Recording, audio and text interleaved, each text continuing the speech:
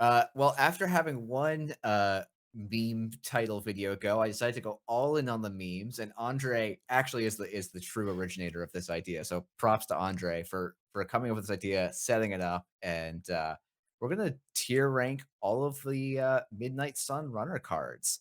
He's we're gonna be also doing this for the corp cards, and that'll be up in the near future.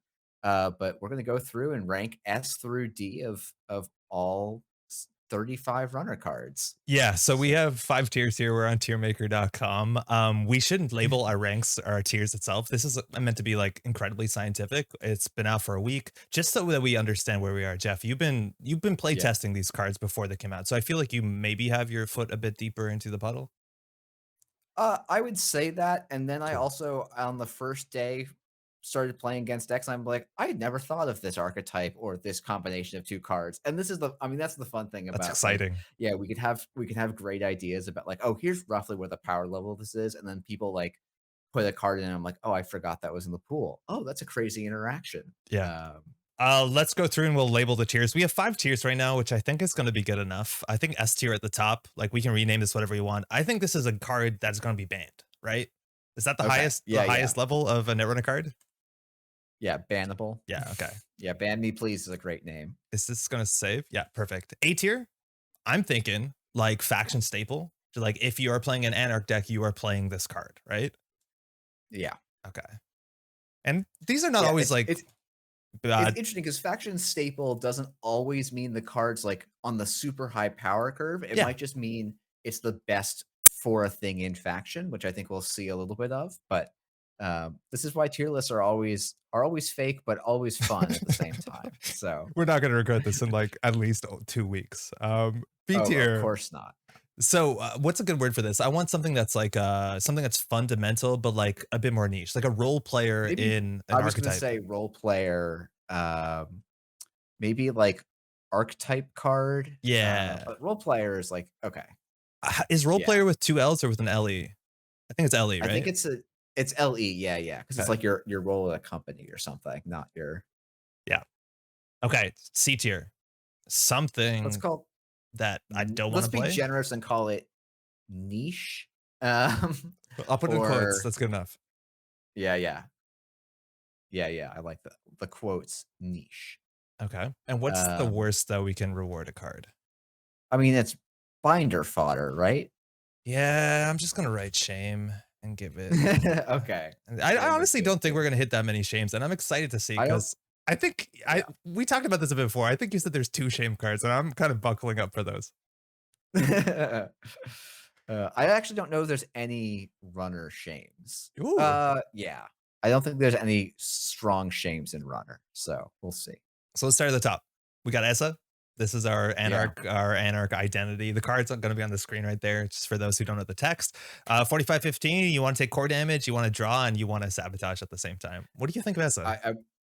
I so this has been the runner I was like, "I'm gonna build this on day 1, and I'm Yeah. gonna have a lot of fun with it, and it's gonna be solidly okay." Really? And yeah, I think I'm like so to me, I think Essa is gonna end up as an archetype role player. I don't think Jer going to be a meta definer anarch, at least with the cards we have at the time being. Okay, this is Um, like a tertiary question, but how good is sabotage? And do you think sabotage is only Essa? yes, and I think sabotage. So I think with again, like with your only sabotage being Essa, Chestushka, and Augustina, I don't think it's a real deck. Okay. Or it's not it's not gonna be like, you can't just build Sabotage and be like, "I'm gonna go win a tournament with my Sabotage dot deck." Um, Right.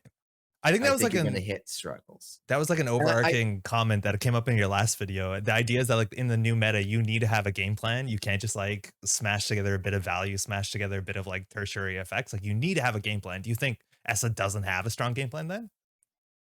no, I think Essa does have a strong game plan. I think it's like an economy card short or an Okay. extra Sabotage effect short. Like, I think the deck Interesting. is really close, but with this ranking of cards, I think she's a role player. I think if we get 1 or 2 more impactful core damage cards, or 1 or 2 more sabotage effects, or honestly, even just another draw card in Anarch, I could see her moving all the way up to a fact or sorry, not her, sure, up to Yeah. a faction staple. Interesting. Okay. So, This is a bridge. Okay, so this is one thing that we should probably explain at the top too. Like we're talking about competitive yeah. netrunner here in our tier list, like winning worlds, Yeah, that yeah. sort of tournament stuff. So it's also standard. I guess that's worth saying. So if we don't think Yes. like this is not how fun S is, because S is fun as No. heck. Essa is like S tier fun Oh for yeah, me. yeah. I was like, I only get 1 day at my only 1 game at my casual meet today. It's gonna be an Essa game. Yeah, yeah, So, I hear that. Another bridge that we haven't crossed yet. The idea is that we're gonna have to agree on our ranking because there's only one tier page, right? So if you're really low, I'm really high. yeah, I yeah. think we're gonna have to like marry it off at the middle. I Uh, agreed. I think S is potentially quite good. I think there's like a lot of ways that the corp can react by like deck building around sabotage. I don't know how much you're going to see about it. Like 3 spin doctors is kind of the minimum that people are playing, and then kind of keeping and playing with the spin doctors smart. I played against some really mean S decks that I don't think I was prepared for, but I think it's something you're also going to learn to play around. I think definitely at least an archetype role player. Yeah, I think archetype role player is safe with, I think, potential to go up, but I think archetype role player is where I would slot. Cool. Sure. So another thing too is like on each list, we only have one card ranked so far, but like from left to right, that's left is going to be strongest, right is going to be least strong in the rank, right? We agree on that? Okay, okay. Yeah, yeah. I think that's Cool, nice. cool. So then we can get even further in the minutia Oh on yeah, everyone. so granular down Yes. here. All right, let's keep rolling. This is just Stushka. It is a sabotage card. Run HQ Sab 4. 3 credits is a bit. We don't have Wanton Destruction, which was used to the closest thing we had to this effect classically in standard. Well, what's your Yeah. thought? I mean, I've been loving this. I think again, this is a well, okay. I actually think if sabotage is ever going to make it outside of ESSA, it's going to be because of this card plus some other effect. Yeah. Um, so I think this is like, to me, probably going to be the weakest faction staple effect card, Whoa. where I Okay. think it's pretty solid.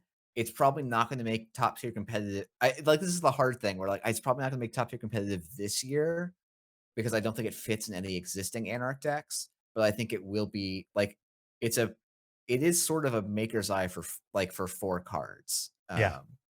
which is pretty Because solid. yeah, that's the wild thing is like in a deck without any additional sabotage, is this good enough? And Yeah. basically, you're seeing 4 cards. A lot of times, they'll be the worst cards from HQ. The corp trashes out, and that does give you a benefit, right? Less cards in HQ means your pressure generally is a bit more focused. I think this is widely playable, even outside of ESSA, even though it might not be like your best card in the deck without Sabo. Yeah. Maybe it's more just an archetype role player, but to the left of Essa. I could see that. Yeah, I would even think For bottom faction staple. I'll be honest. Because I don't know what else Anarch is yeah. doing right now. Like, you need this sort of disruption. Unless you're No, like that imp-based was my freedom and initial stuff. yeah, that was my initial hunch is like it's gonna be towards the bottom of our faction staple pile. Let's give it the benefit of the doubt and put it as the first faction staple. All right. Running Hot. It's another event. I think our last event in Anarch. It is basically, what was the other old card called? Amped Up? What do you think about the Amped Up? Uh, I mean, this card goes in Essa, maybe it goes in APOC, maybe it goes in APOC Essa, and that's, I think, where it stops seeing play. Until we see some, you know, extra clicks for the runner has always been an interesting thing that pops up in strength from time to time. But I think almost none of the conditions for that to be good exist in standard at the moment. So I think this is a niche card that goes in a single deck basically at the moment. Yeah, it's like a totally unknown quantity. Like, we had Amped Up around for the last couple of years. The only decks I really saw play were decks that were trying to apocalypse through Crisium Grid or border control, and it was good in those decks. It was actually important. But yeah, I don't think you're really rushing to play this unless you're ESA. Does that make it the low end of the archetype role player or a niche? I would put it in niche. Okay, maybe top of niche, but it's not a bad Yeah, it spot to might be go. top of niche, but It's great in ESA. It really is. You feel pretty good playing it. yeah, yeah, Okay, for sorry. sure. I almost missed this one. Steelskin Scarring, draw 3, cost 1, but when this event is trashed from your grip, it doesn't matter how it gets trashed, draw 2 cards. Ooh, this one's really good. I'm like This was really good. constantly surprised by the amount of ways that Anarch can trigger this in faction. Yeah. Like, it just Yeah. blows it wide open. You see people playing, like, Patrick, you see people playing Guinea Pig, you see people playing what's that cybernetic that lets you discard cards to see extra cards? Like, all of this stuff suddenly Oh, becomes very interesting. was that Savernius stim plants or Yeah, something? exactly. Yo, imagine this with Yeah. Faust, right? In Eternal or Yeah. whatever. Yeah. Oh my Woo! playing the Eternal Max with Steelskin Scarring and Yeah! crowdfundings is now the only thing I wanna play for the rest of Eternal. Like, I it's not gonna be a top tier, but Oh, it's I'm gonna be so excited. so fun, man. This card just absolutely took a card that was like so like people were scared, like, oh, we're losing I've had worse, which is largely what this is replacing. And then they printed a version that looks like this. That is Yeah. technically lower in power level in some ways, but in other ways, oh my god, it's not. Yeah, like, I there was definitely a lot of criticism at this during spoiler season that, like, "Oh, there's a ton of reprints, and, like, this is, like, almost as close as you can get to a reprint without being exactly the same Yeah. text." But I think that the different dynamics of this card are actually pretty interesting.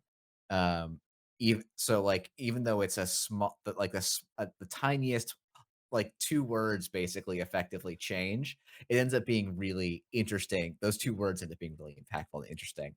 In terms of power level, this is, like, the top edge of a faction staple, I think. There's no way you're gonna Uh, ban I've had worse, but like it is the no, top of a no. faction staple. There's no way I'm playing an Anarch deck in the next forever without playing 3 copies of this card. There's no way.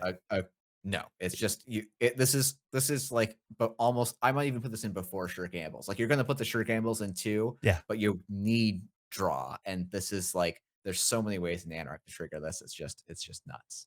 Okay, no surprises on that one. This one I think is going to be a bit more divisive. Ghost Tongue, Cybernetic, you take a core damage when it comes down, but then all your events are cost 1 less when you played, so you get your free steel Yeah. skin scarring. What do you think about this one? Because the big question on this one is only ESA or outside of ESA? So I've been playing this in ESSA and going, holy mackerel, this is so much value. Like I'll have a turn where I'm like, oh, I will Deuces Wild, Sure Gamble, Dirty Laundry, and I'm like, this is just like how I built my deck, and those are Yeah, all cards I wanted to put in the deck already. I think this makes it outside of ESSA not infrequently. yeah, I agree. I think the clumsy part of this is how many copies you want to play because it's unique and it's not like Yeah. prepaid voice pad where you would consider playing the second one. But like, yeah, so I guess you play. Do you play 3 of this? Are you playing 3 of I this? I'm only playing 2 even in ESSA, because, like, if I'm playing events that are forward momentum, like, great. Like, if I draw this, it gets me extra, but I don't need like, my deck isn't like, getting 5 credits off of Shrigamble instead of 4 is really useful, Yeah. but I don't need that effect on turn 3, Yeah, yeah, I hear right? you. I hear you. Um, What I'm so, excited about this one is like the fact that it lowers the costs means that you can start considering play more cards that were just deemed classically to be a bit too expensive. Maybe that's a bit of a fallacy, right? But like, what's that card that you run archives, CHQ, and R&D, right? Like run amok, those type of oh, effects, right? yeah, yeah, and run amok, and, like, actually, the big one for me has been Shoshushka. Like, Oh 3 yeah, credits is a lot to do nothing, but yeah, 2 credits is, like, actually pretty appealing, and it yeah. makes that turn where you go Shoshushka, like, Ooh, um, uh, running running hot, card, yeah, like, cost you've 4 just made credits. 3 credits and, like, had the corpse sabotage 10, which is, like, a turn I've done multiple times now. Like, you can set it up and go. Yeah, So like to me, Ghost Tongue is a faction staple. I think in the middle of the 2 that we have at the moment. I'm on board. Yeah, I like that a lot. Yeah, this Yeah, card's wild. Any card that just says basically whenever, it's a whenever clause. yeah, It's all yeah. events like I that's it's like I could see it like I don't think it's going to be top tier, but I could see Criminal being like, yeah, maybe we'll splash one and see. Like, I yeah, don't maybe. know. Yeah, 3 influence. You can always consider prepaid, but again, you're a lot of times playing more than one event a turn. So Yeah. it does I pay mean, out. like my ESSA list that I'm running that I literally have up on the screen over here is like 3 bravados. I'm like, well, what if I just did this the other Yeah. way? Yeah. All right. We got, I think, Marrow. It's our console. It gives you 1 MU. Fantastic. It's very cheap coming down, 3 hand size, and it gives you the sabotage ability that most people are going to end up forgetting. Of course, you Yeah. take core damage when it comes in. This is a card that ooh, it's like it's obviously very important if you are going to play Essa and take a bunch of core damage because hand size becomes unmanageable very quickly. If you take like 3 core damage, it's a problem. So like I think you need to play this a lot of times in Essa. The questions are how good is the Essa? Would you consider not playing it? Would you consider playing this outside of Essa? Yeah, so I think like Eric Whiteblade made an interesting point on this when we did some discussion, and I don't actually know if that I forget if that discussion went public, so maybe I'm just stealing stuff. I get to steal more intelligent players' points. You could think about playing this outside of ESSA if you're expecting a lot of boom, Yeah. because you get to play this and then, like, you just play the rest of your game on 7-card hand size, and you've like, especially with how narrow a lot of the kill decks are in the meta right now, it's just like, "Okay, I can't lose, and so we're just gonna play Netrunner until I win," kind of thing. So I could see it being valuable in that sense. I I don't know don't though. it's Like not gonna I don't want to play this as my console instead of playing another tech card. Like you can just play Citadel Yeah. Sanctuary, right? Yeah, I agree, and I think the other strike against this is it's not even necessarily the best plus hand size card in Anarch, What um, is? or console. I think Obelisk is, like, a really decent shout for the I can take an infinite Ooh. amount of core damage Yeah. and just keep going up in hand size. So, to me, I think this is I think I would probably I think it would probably ends up in niche like Running Hot because it basically is gonna the same decks mostly are gonna use those 2. Um, I do think in every ESA deck I will play running comp, but not in every ESA deck I'll play this. that's a yeah, I think that's true. Yeah, Uh, if Obelisk ever gets a ban, I think yes. this is the only console that ever gets seen, with ESSA, but, I'm really excited to see um, Tag Me come up because yeah, that's going to be a big thing. We need to start exploring that soon enough. yeah, All right. Big old cat drinking vodka, master and margaritas. Begamot is here. When you install this program, take a core damage, gets +1 strength for each core damage you have. It can't boost its own strength, and then 1 for every barrier subroutine. Morning Star, but a cat and wants you to hurt yourself. Uh, yeah. 2 MU2, the Morning Star 2 treatment. MU, it really is it's Morningstar, 3 credits cheaper, but it's got some other sting to it, so Can you play this? I'm like nervous. Like I played against this Oh, recently and I yeah, threw out yeah. all my barriers because they got to core damage.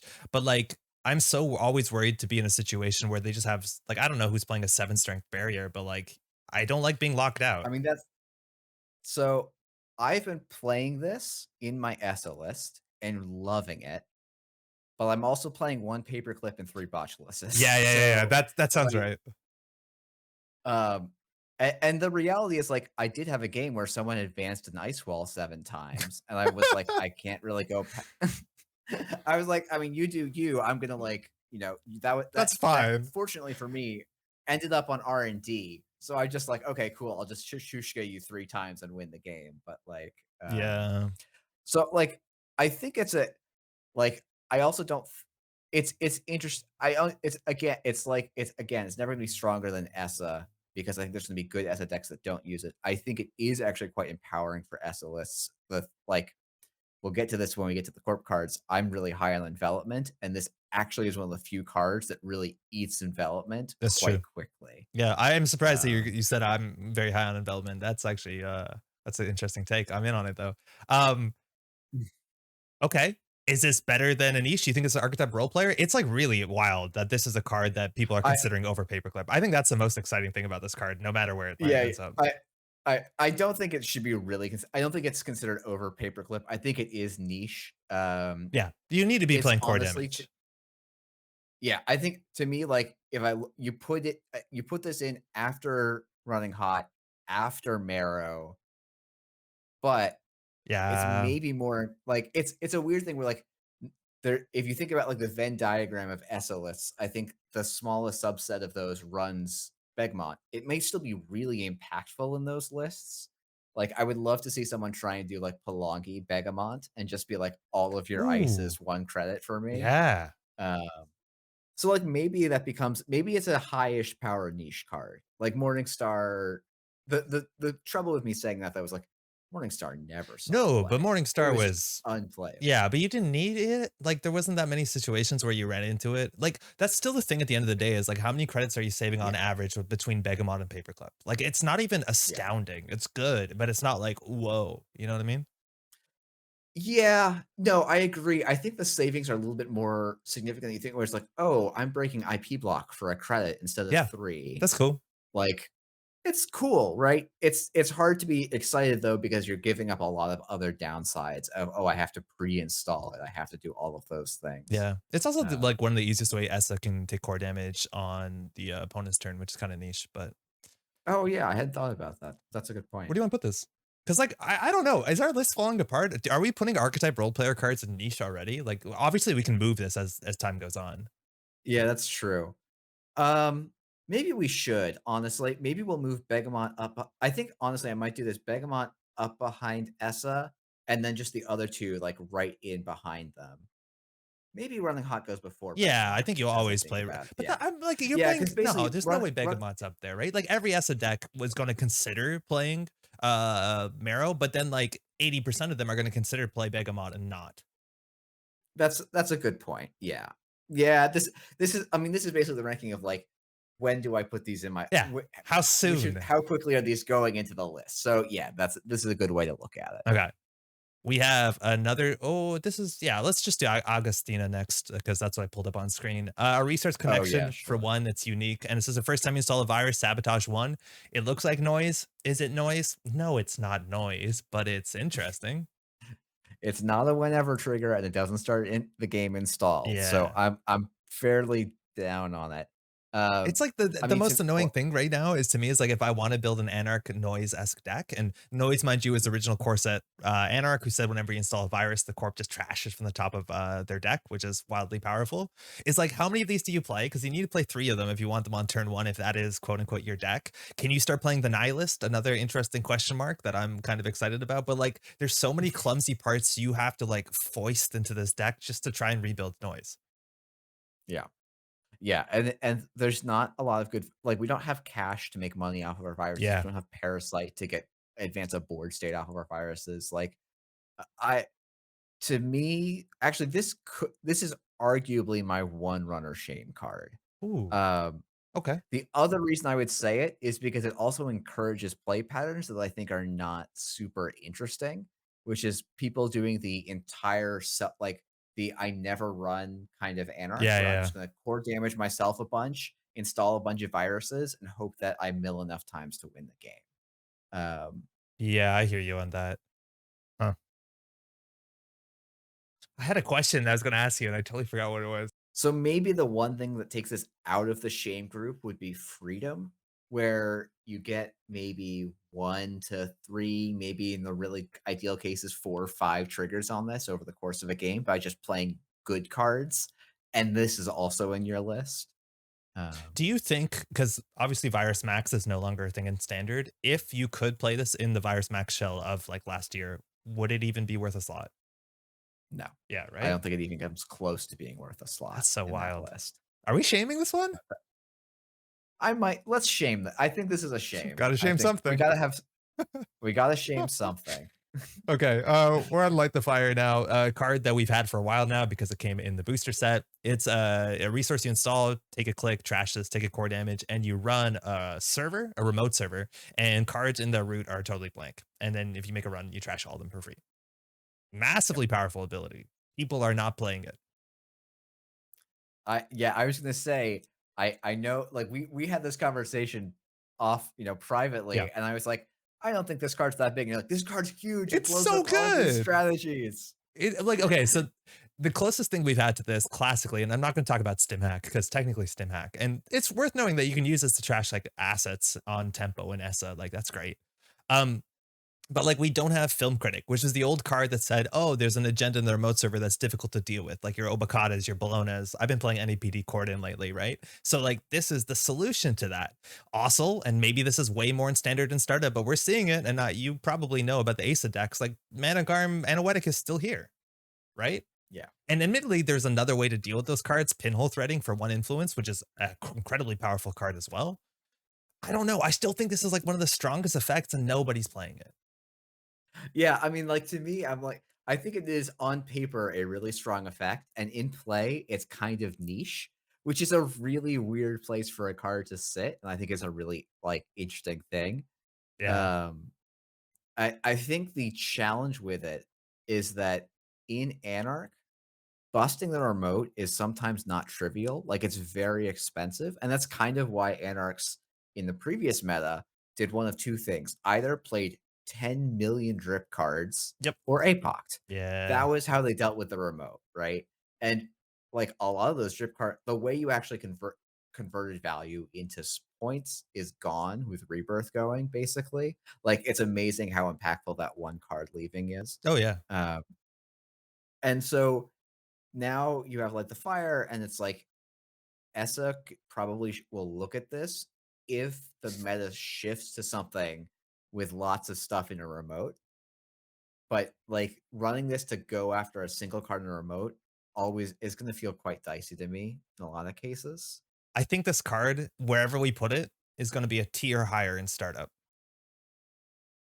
That's a very good point. Yeah, because startup is still There's a lot very of much upgrades. on the yeah. It's the way you win in startup is you build a big remote. Yeah. So this is going to be very high in startup, and I think much lower in standard. Um, Where are we putting this? I feel like we're gonna disagree a bit on this one. I mean, if it was me doing this Yeah, yeah, solo, yeah. I would put it at the top of niche. Oh, Um, what? I fear this thing, man. I really am scared of this card. There's no way that I'm not putting in archetype role player. we can put an archetype role player. I would say M- Marrow would be my dividing line. It can go on either side of Marrow, I think. Oh, I'm in on Um, that. I'm in on that.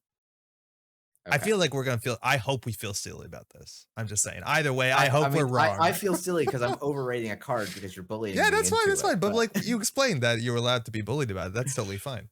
yeah, yeah, no. Okay, this one's definitely a powerful card.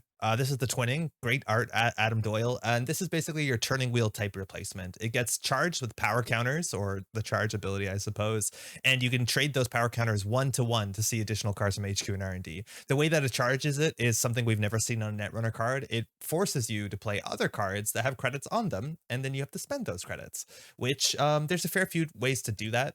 What are we talking about in Anarch? It's mostly companions. Is there anything I think else? it's like I was about to say Cyber Feeder, but that has long since Yeah. gone off into the sweet cardboard sunset. Yeah. We have Chesva and Cyber Feeder, not Cyber Feeder, the companions, and there's probably like one or two more that like are a bit more niche than that. Yeah, I'm sure. Oh, No, I was about to Mantle, say Liberated, but that's not it. Sorry, what? Mantle, Netmercur, stuff like that works.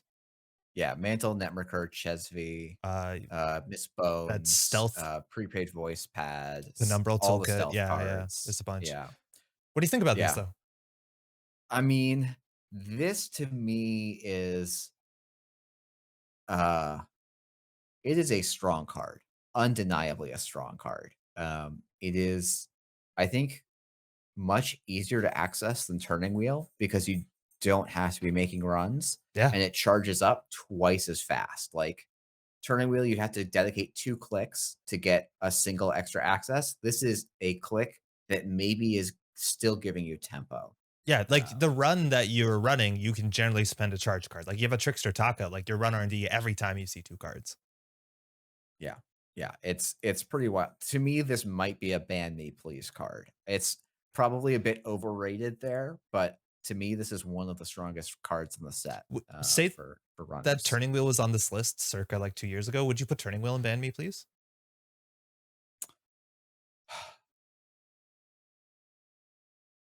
That's a great question. I don't it's like it's in this weird dividing line between ban me please and faction staple. Yeah. I actually think the twinning is a bit more powerful than the turning wheel, I though. think so. I like Turning Wheel abstractly because it allowed you to end games that were dirtling, but also it was the karmic wheel. Like if your failures kept adding up, you got successes from those failures eventually. I like that inherently as with a game with a lot of RNG. This thing is just all gas. Yeah. Yeah, I think, like, turning wheel would be high level of faction staple, and I think the twinning is probably, like, in that ban me please category. Okay. I Um don't think I'm gonna put it up there. I do not think that this card will be banned. But I I actually go ahead. yeah. I agree as well. I think if this card gets banned, something really weird has gone on in the runner meta, Yeah, and, yeah, like, the yeah. corps have just fallen apart. So, like, maybe ban me please is a little bit A of a misnomer. meme, Yeah. but Okay, yeah, good. As long as we have that clarified at one point in the video, we're good to go from there. yeah, yeah, yeah, Okay. On average, these cards are in the top half. The seesaw is tipping towards the good side. So let's see how criminal yeah. fares. Oh, there she is. Sable, Santashta. Get a mark, run a mark, gain a click. Is this good? Do you like RNG in your competitive Netrunner card game? I do. I actually think Sable I mean, the thing is, Sable is like, the criminal core card pool is so good, and Yeah, you could do anything. You could and just roll dice all day. It doesn't matter. and you can I have been playing this on Jinteki, forgetting to check which server my mark is on, making runs that are good, and going, "Oh, I have more clicks than I thought. How did that happen?" Weird. Um, weird, and how good like, this is the question that Sable asks is, "How good is a click?" And it's usually pretty freaking It's good. better than a credit, Ken. Yeah, and, like, sometimes it's better than 2 short ga well, I mean, like, it could be better than Steve, I think, quite legitimately. Well, Um, yeah, Steve is like, you see Steve coming from a mile away. It's way harder to keep Sable from getting her value. That yeah, too, I mean, on top of the value comparison. yeah, I think it's, like I wouldn't be surprised to see, like, at Continentals that, like, all of the top players are playing Steve instead of Sable, But that's because 'cause they're but cowards. I mean, a little bit, No, yeah, for I think sure. It's that's because 'cause right. they're It's because 'cause cowards. I'll they're say it too now. cowardly to Yeah. yeah, um, Oh boy. Yeah, Mark is wild. There's a lot of other cards we'll talk about that are like Mark synergy, and the value of them is like almost entirely, I would say, largely dependent on how good Sable is because it's hard to play only yeah. some Mark cards in your deck. I think Sable is quite good. I originally saw Oh, her yeah. text and I was like, ah, please don't make me do this. Please don't make me put RNG on the beginning of every turn. But the more I played her, the more I realized it averages out and it's a strong ability. Yeah. Yeah, you'll have a game every now and again where you're like, "Why did I roll archives 3 times in a row?" If I had rolled HQ on any of 3 turns, I would have Yeah, exactly. doofed them with a backstitching, and it would be game over, and, like, yeah, that is gonna happen sometimes, but it really is gonna come out in the wash over most games, and just be like, "Hey, I get to play 4 to 6 extra clicks in my Netrunner games," and Especially if things that's are so getting, much if the game's getting faster, like you have ten turn games, like that's a significant amount of clicking. yeah, and we'll talk about it later, but I think deep dive can't be underrated Oh, for how much it can close out, and, like, Sable is, to me, the de facto deep dive runner ban me, in the whole please. set. Yeah, we'll get to that. Yeah. Where are we putting her? She's faction staple I would somewhere. put I think I would put her fact yeah. behind I maybe scarring. That's exactly where I was going to put her, yes. Perfect. What yeah. Okay. Talk about Mark. Carpe diem. A red event, it's dirty laundry plus plus minus to some extent. You gain the money up front. You don't have to run. It's a run event. You don't have to run. It's pretty wild. But you have to run your mark if you're going to run. It's an Yes. interesting card to evaluate. I think if you're playing this card outside of a mark deck, unless you're like maybe Ken with Swift, where you can play this clicklessly gain clicks, like that's kind of cool. 4 credits, gain a click back. I think it's unplayable if you don't play mark cards otherwise. I yeah, I've seen people doing the only decks I've seen that play this are the Swift Ken Yeah. decks, and I think, like, it's probably like, it's undeniably, a clickless 4 credits for a card is phenomenal. Yeah. But I'm actually still not convinced it's a good card. Every time I'm talking Like about this card, I'm talking about it like, look what it does. That's good. Look what it does. That's good. It's like very much like a dirty laundry. I think I'll just play dirty laundry. Thank you. yeah, yeah. Which is I not mean, correct all the it's time. yeah. Like, it's a slots problem. Like, you Yeah. have to run remotes, and, You got bravado like already, right? Like how many of these do you need? exactly, right? It's like, yeah, in startup, when Parhelion comes out, this will see play in criminal because suddenly you're out bravado. Um, Oh, because of but I startup think that rotation. Yeah, yeah, right. because of startup rotation, Yeah. sorry, yeah, yeah. I thought you were But, giving like, Parhelion until that scoops. I was really tuned in. no, no, we'll have to once it gets later, I'll start scooping the Cool, cool, cool. Parhelion stuff. Yeah, I like, to me, this card, I I mean, like, I this is one of those cards where I'm like, everything about me is like, "This card's terrible," but then when I saw the crowd's reaction, I was like, "I are we looking at different cards? I don't understand." Yeah. Um, Yeah, it's definitely not a bad effect. I'm struggling to put into decks, especially when we have things that have been more consistent. I do think outside of the Ken stuff, the runless run, which is kind of cool. I don't know. I'm not excited to put this into a deck, unfortunately. yeah, I honestly like, I've been building Sable and just not putting this in because 'cause I'm just like, I'd rather dirty laundry, Yeah, I know. right? Yeah, Like, I'd rather have the flexibility on my card. yeah. Um, Yeah, I hear you. If it paid off one more credit, then like we were talking, but like, yeah, I don't know. but you can't even print it at one more credit because then you're just like, oh, here's an extra sure game I tool in know. your list with no extra setup, Yeah, yeah, right? it It's becomes like this. busted. So, sometimes like netrunner cards are just doomed because of the law of small numbers. Like Yeah. there's only so many right thing. To me, this is like top tier of niche. Yeah, I'm in on that. I don't think it's archetype role player because I think the archetype can play without it. Agreed. Okay. Pinhole threading. Real good one. One influence. You run a thing. Instead, you access a different thing and you can trash it. Wow, that was a real undersell, but you know what I mean, right? Yeah, yeah. I mean, it's like one of those cards where it's like, but like you show this to a new player, and they're like, I mean, I guess this is a card you could play. Like, Yeah. it seems confusing. Just run the thing, and you're like, no, no, you don't understand. This card is going to hold up the runner meta, Yeah, and yeah. like people have been saying, oh, this is a runner meta, and honestly, I think like a sizable percentage of that runner meta is because of this card. This just buys you Um, so many outs. So, like, in short, if you don't understand what this does, you can run something that's uniced and then trash an asset or an upgrade that is behind ice, protecting an agenda, right? So it basically lets you interact with things that you're struggling to interact with. And right now, especially because there's some like really, I'm gonna say cheesy decks. I have a deck on NetRunnerDB right now that like MC austerity policy behind two ice. If you pinhole it, Corp loses, right? Like it's that simple sometimes, right? yeah. Yeah, and it's like we just had 2 circuit openers this weekend with, like, in the teens of people, and one Yeah. of I believe the one in Brighton was, like, it was covered with Asmari Drago decks. Oh yeah, that's Um, rude. Yeah, this will deal with that, huh? and it's like, yeah, this is a great way where I can check and it's like, "Oh, it's a Bologna, I can go for it." If it's a Drago, boom, problem solved for 2 credits and a And click. you have Like, falsified in faction, right? Like you don't even have to guess if you don't want to. yeah. One influence Yeah, also, like every faction plays this. yeah, I've been put like, as you, I think, talked about because you spoiled this card, right? Or no, No, you no, didn't no. spoil This this was the card, but UKGE one. yeah, but, like, I think basically every person who's been doing set reviews has been saying this is a 2 of in every runner Yeah. deck, and I think that's until proven otherwise, and I think we're still in that until proven otherwise world. I feel like we have a Um, misnomer here where faction staple at this point when we're putting this in here, it's just staple.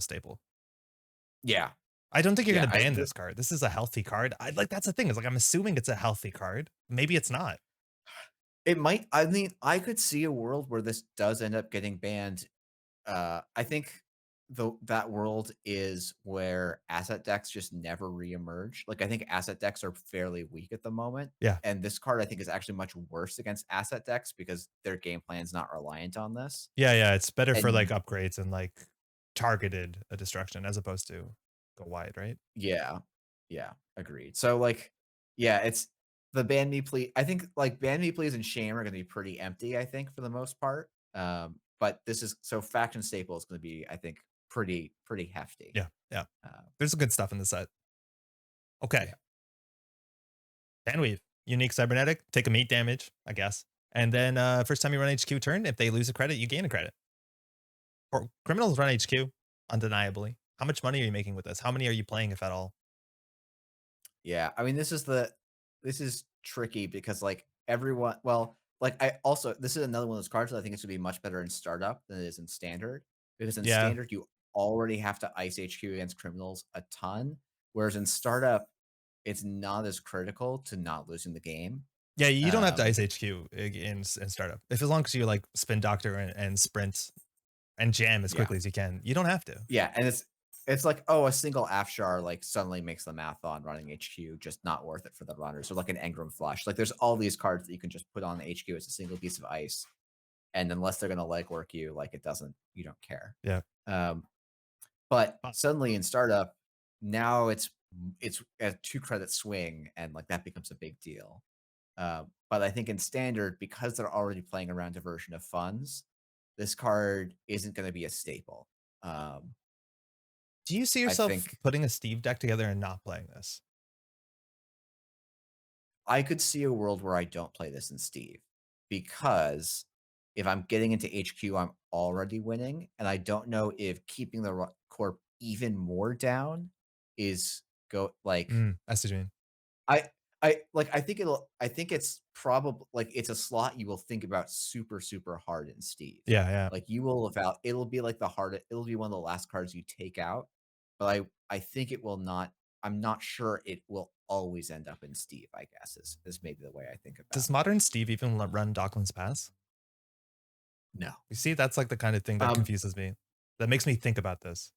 that yeah, and I'm like, maybe, but like also Steve, like I'm trying to remember what's like. I feel like Criminal like didn't lose much, but I have the sense that the Criminal's going to have to look different in Midnight Sun. And maybe if you start looking at a Steve deck that's like also got a Sneak Door beta, like maybe you start looking at this card again because now you have two servers to trigger it off of and Yeah. things like that. I think the other question marks that are attached to this are like, are Chesva decks real? Like, can you make HQ running cheap to profitable? Also, like heavy econ Yeah, denial is not something people have touched on for a long time now. I feel like if there are fewer acid decks, it might potentially be a lot stronger. But like the idea of like D-res package, right? Like what's her name? Amina, like that sort of stuff. Right. All that yeah. attached together. Like if you get them down to 0 credits and then you're Amina into Panweave, like GG, like that's a nightmare. That's actually a really good point. And like I hadn't so like I hadn't thought about this in the context of Chesvi much. And it's like those two definitely like if you're on a Chesvi deck, I think you start looking at this card a lot harder because now it's you're turning recurring credits into a valuable resource Yeah. that goes beyond just accessing, which sometimes the corp can set up so that HQ is not a particularly valuable run on its own. Look, I don't want to bully you, but I want to like archetype role player this, but on the left side of things. I no, I think that's a pretty reasonable place to put How it. far are you going? I might put it to the left of Essa. Ooh, cool. I'm in. Yeah, I think this is a really I think this is a card that like you will always consider in a criminal deck, basically. Yeah, yeah, I like that. I like that for a bit. Yeah, again, startup standard, it goes up, but cool. So Virtuoso, we got Sable's console gives you an MEU, and it says when you're running your mark, it'll give you a mark, right? Yeah, it gives you a mark. If it's not HQ, you breach HQ, so you can run archive CHQ, R&D, access R&D, and then access HQ wild. Or if you run HQ, you see 2 cards, which I don't care about that so much. Yeah, I mean, I think this is a like the console slot in criminal is one of the most competitive slots in the list, so I think it won't see a lot of play because of that. But this is a card that I'm like secretly worried is going to be nuts. Like someone's going to build a deck and they're just going to be like, yeah, I'm just going to like you Yeah. need 18 accesses on average to win. This is giving you an extra access every turn, and sometimes giving you that extra access for 0 clicks. Like that, it has this really high ceiling. I don't think it gets there I don't think it gets there consistently enough to be a super competitive deck, but I could like it's one of those ones where I'm like, I could easily see being wrong about. I saw someone rate this as a 1 out of Ooh, 10, and I was like, no. I mean, I I understand that like that what that really means is this isn't going to see playing competitive in like worlds winning decks, but I'm not even sure that that's true. So Um, the whenever I play with this, you play it in Sable. That's all I've done so far. And the idea yeah, is Mark is something that's inherently random. And this takes the randomness and smooths it out so good, right? Like the idea if you have a mark on archives and you're like, well, I don't have really great ideas of why I want to run archives this turn. Now you do. Now you so much do. Like it's an HQ run. Like obviously the slot is incredibly important. People like let alone spend enough time figuring out whether Paragon or Penny Shaper is better for the slot, right? Like people have strong opinions yeah, on that alone.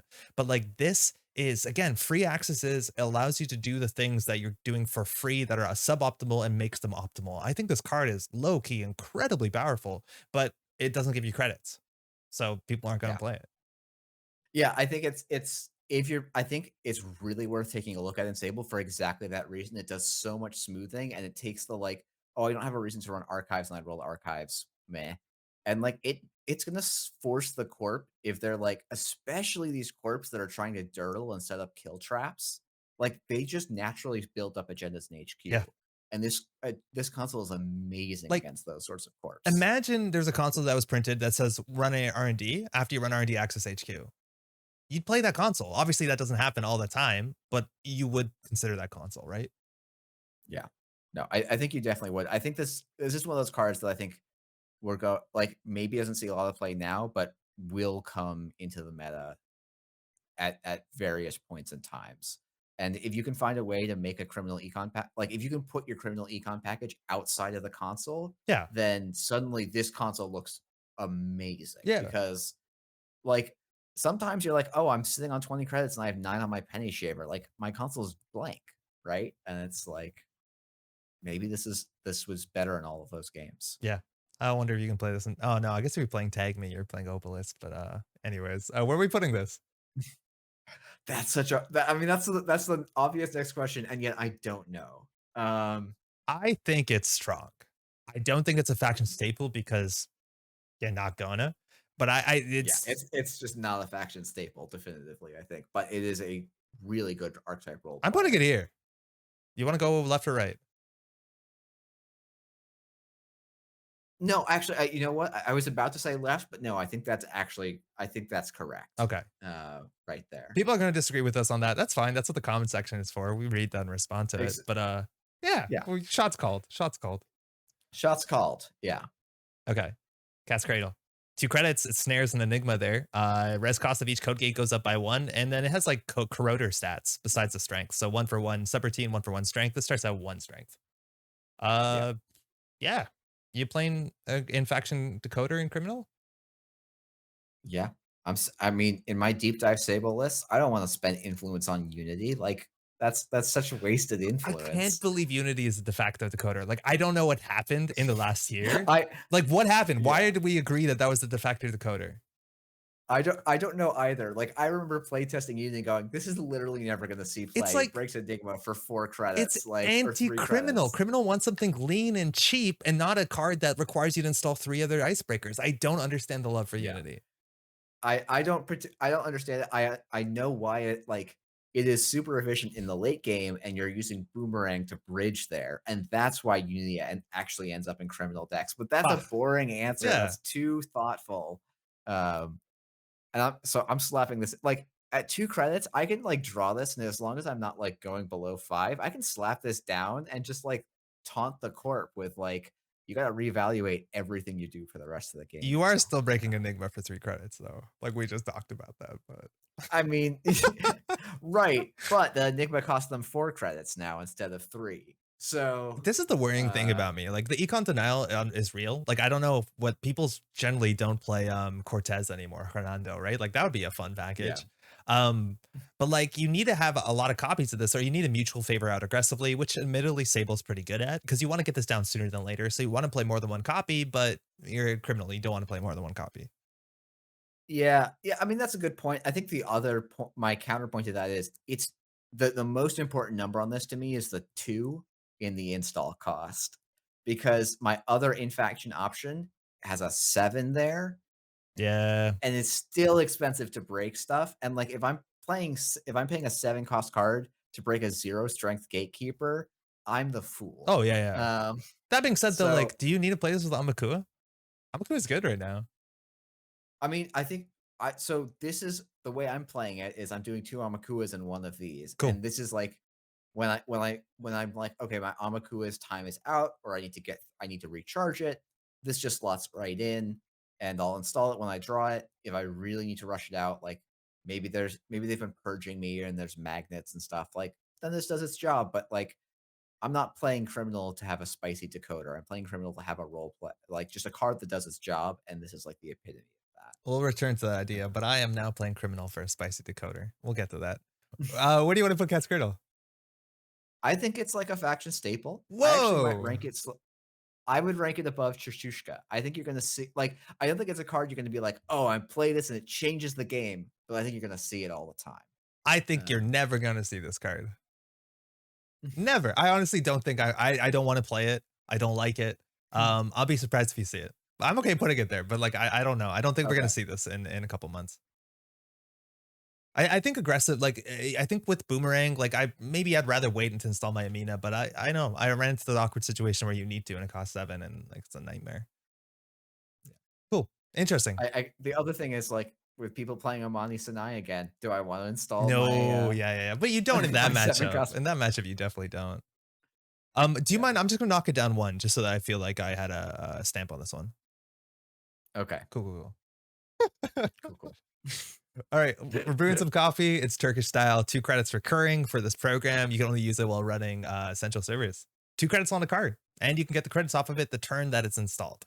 I know I Yeah. was hot on this card when it came out. Everyone says, but Rizeki, but 2 credits the turn that this is installed. You only install it when you're using it. This pays off like so much faster than Rizeki, as long as you're running central Yeah. servers and losing to hard hitting news, is what people think, right? I mean, that's exactly how I was evaluating the card. I think like this is going to be like for me maybe this feels like one of the biggest misses I had in evaluation where I was like this card well I'll just play Rizeki instead and that was how I had looked at this card literally up until everyone else saw it and they're like no this card's wild. I'm like oh yeah it kind of is isn't it? Yeah. So The big question mark yeah it to me with this is like criminals are really bad at having MU. Like there's no criminal MU cards. I don't think know if you want to play DZMZ. And they have other cards they want to play in the slot. Like you still maybe want Rizeki, maybe you want Sneak Door, maybe you want something else cute. But like if you're committing to Chesva, it's yeah. Chesva and Breakers, right? Yeah, and the other thing is, like, secretly, this doesn't play very well with Amakua because often you're just, like, charging it you're just running an empty server with Amakua a lot to charge it up, Mhm. or you're already winning, and so, like, "Oh, if I get 2 credits off of Chesva to, like, break, I don't know, arbitrary ice on the central," like, doesn't feel that impactful because you have to do this other work, and it wasn't particularly helpful in that game plan. Um, Does this card and then mean that the twinning is your multi-access and criminal? I think if you're playing this, you look really hard at the twinning, um, because I think it's one of the better ways to I mean, it's probably the only way in faction I would look at doing it other than, like, incidental stuff off of Miss Bones. Yeah. Um, Also, you can use this when but pinhole threading, which I think is pretty wild. Oh, yeah, That's yeah. No, cute. that is a very fun little interaction Yeah. for sure. Where are we putting this Um, thing? I think it's a very interesting card. Love the theme, love the flavor. And again, there's other archetypes that can use this in more interesting ways, like Paula's Cafe Shapers. It's a bit expensive on influence. Prognostic Q Loop yeah. Criminals. Like, there's some fun play in here.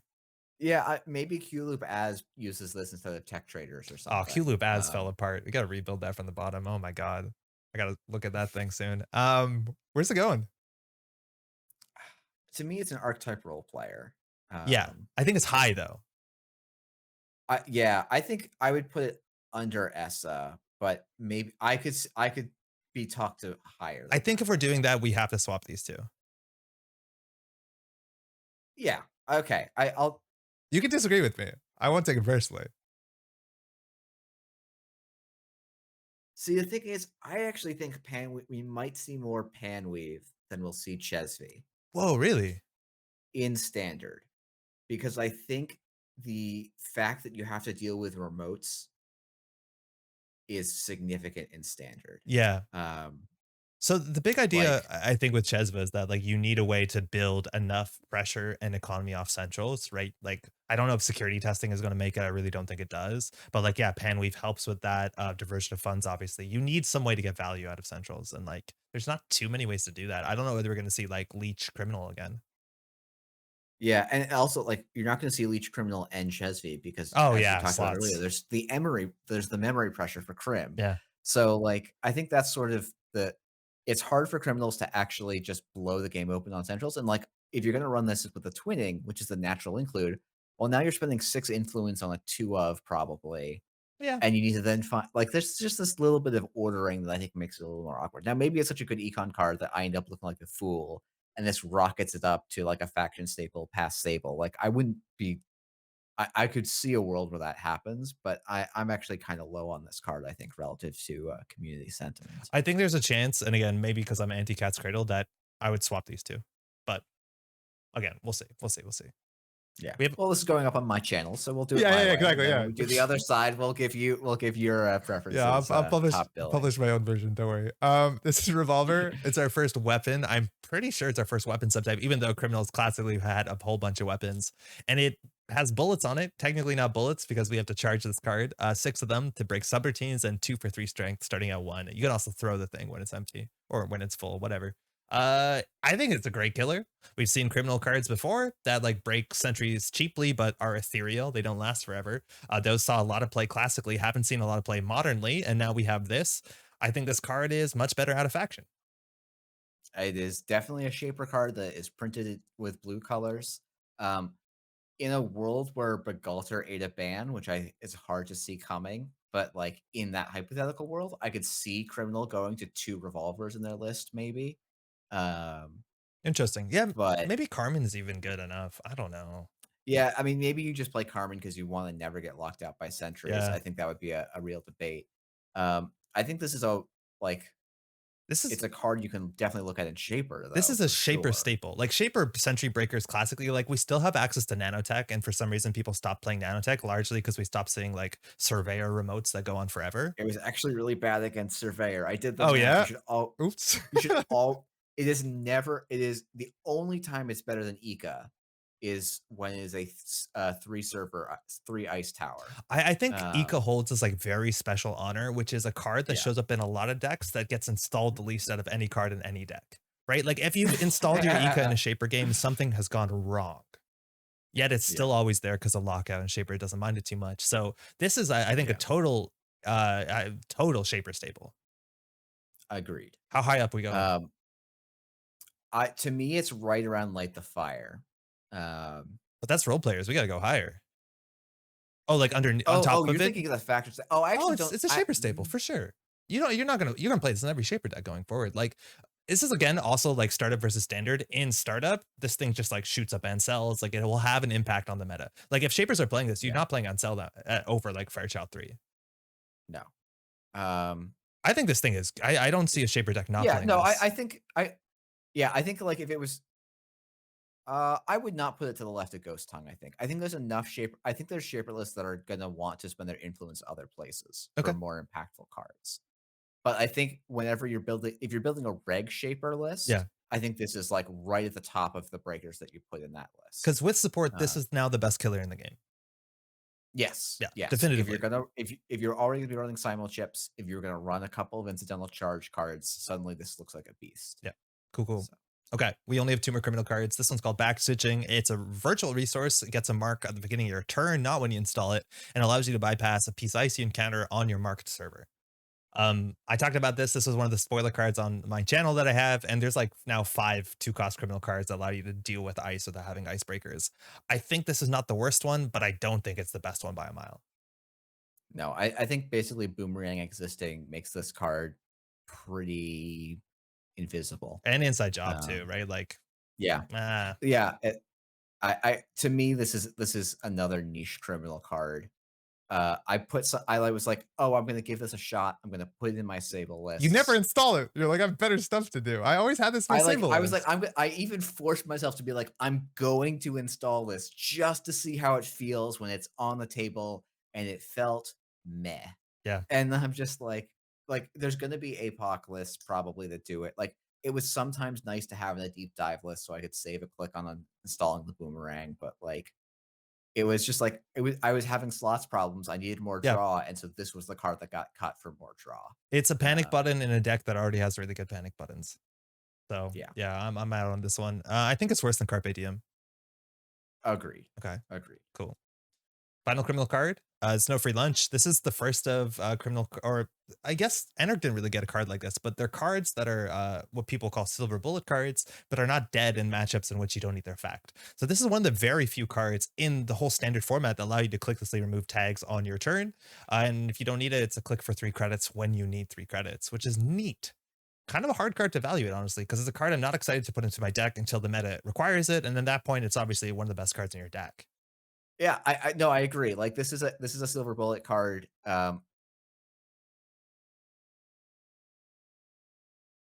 it this was part of a set of silver bullet cards in testing. They ended up moving like, the Anarch one moved and transformed, That's Parhelion but Scoops. We got it.